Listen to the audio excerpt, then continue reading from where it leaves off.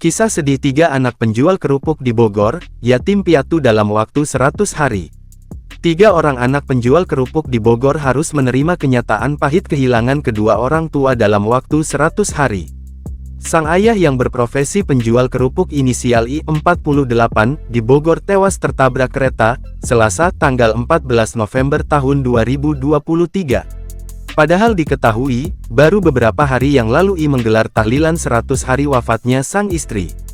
Kini nasib tiga orang anaknya makin pilu lantaran menjadi yatim piatu seketika.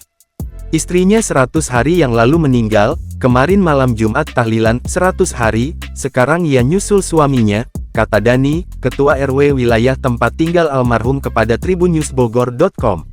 Atas kecelakaan tragis yang menimpa pedagang kerupuk ini, korban meninggalkan tiga orang anak yang kini menjadi yatim piatu.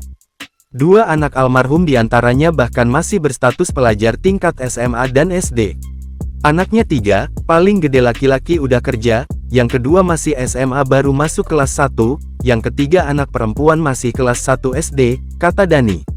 Korban ini diketahui mengalami kecelakaan tertabrak dan terseret kereta api saat membawa kerupuk dagangannya menggunakan sepeda motor di kawasan Cilebut, Kecamatan Sukaraja, Kabupaten Bogor sekitar pukul 11.30 waktu Indonesia Barat siang.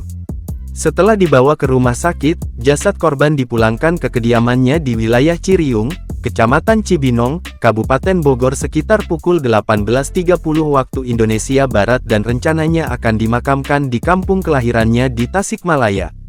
Dani berharap masyarakat tidak lagi menyebarluaskan video-video amatir kondisi korban yang tertabrak kereta api ini mengingat kondisinya yang memprihatinkan serta keluarga dan kerabat yang ditinggalkan syok atas kejadian ini.